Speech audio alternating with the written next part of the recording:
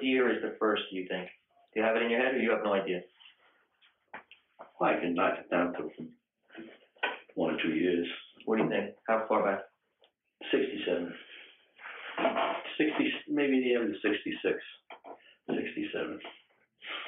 It's a lot of years of running around. A lot of states still. Yeah. Do you have a number in your head that you think? Did you ever sit back and think about it?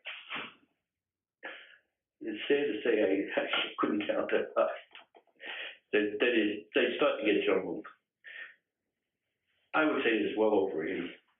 You think that many? Well over.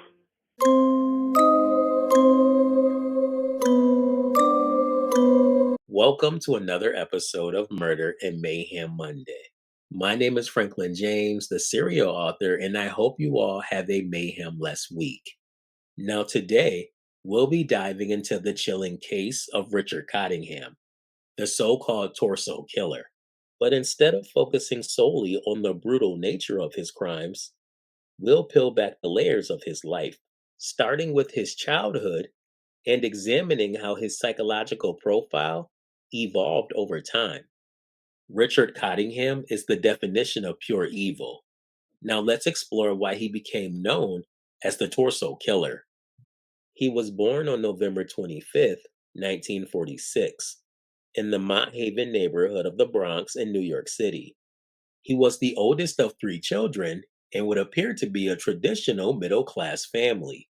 Reportedly, he had a close relationship with his mother, but he also had a difficult time fitting in. Now, when he was 12 years old, his family moved to Rivervale, New Jersey. And according to records and interviews, this transition was difficult for him. He struggled to form meaningful connections and often felt isolated from his peers.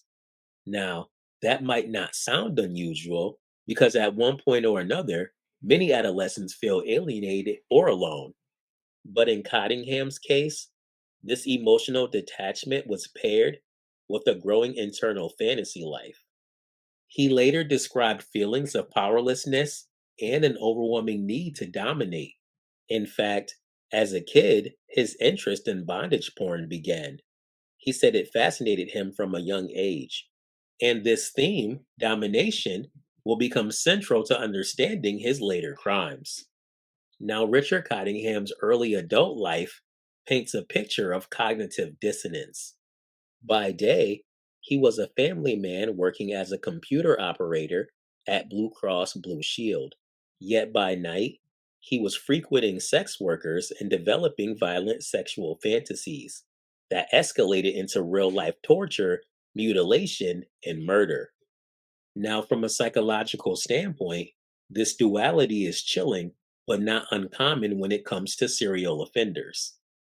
Richard Cottingham exhibited classic signs of psychopathy, such as superficial charm, compartmentalization, lack of empathy, and a profound need for control. But unlike some serial offenders who act impulsively, Richard Cottingham was methodical and he was organized.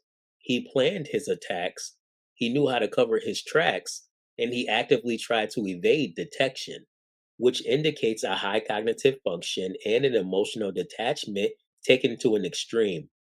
But was his behavior a result of his childhood? Was there abuse or neglect? The simple answer is we don't know. There are no public records of overt abuse in the Coddington home. But that doesn't mean there wasn't some form of abuse or neglect or failure to model emotional regulation. The absence of a secure attachment figure during childhood, like a parent for instance, can disrupt the development of empathy, which is a key risk factor in psychopathy. Now, Cottingham himself described a fascination with pornography from an early age. He claimed it gave him ideas and began to blur the line between fantasy and reality. And his fantasies may have been a coping mechanism because he likely felt inadequate during his childhood, and he may have even been bullied or humiliated by his peers. Now, the psychological term for what he was experiencing is known as paraphilic conditioning. This is when repeated exposure to deviant sexual material, particularly during puberty, creates arousal patterns that deviate from the norm. So over time, the ordinary no longer satisfies. In Cottingham's case, the need for dominance and control quickly escalated. His crimes became not only more violent, but also symbolic.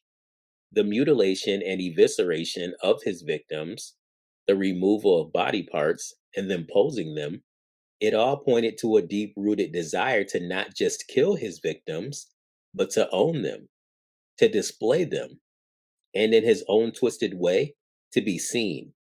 And he claimed to have started killing as an adolescent, a time where he likely felt vulnerable and powerless. Now, it's believed that he killed as many as 100 people, but it could be more. He was active over a decade. Richard Cottingham was finally arrested on May 22nd, 1980.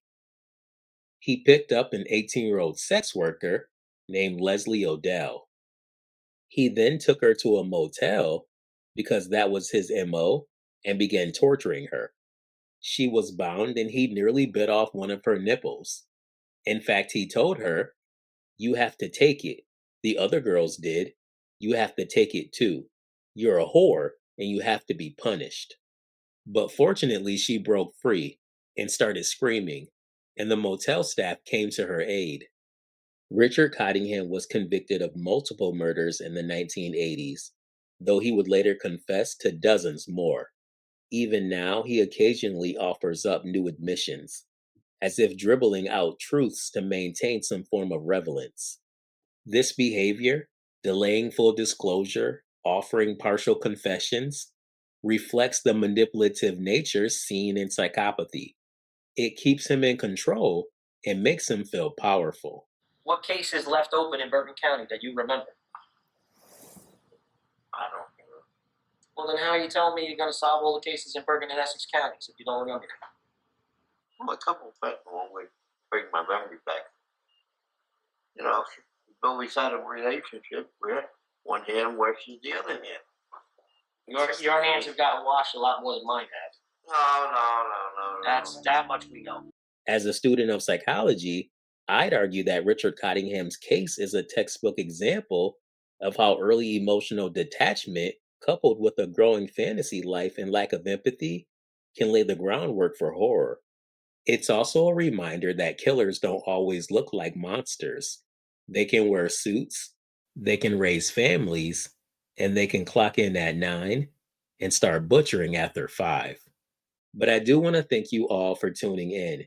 And I ask that you stab that like button and subscribe. Leave a comment and let me know what you think about Richard Cottingham, the torso killer. Share this video out there, crack that bell for notifications, and if possible, avoid mayhem.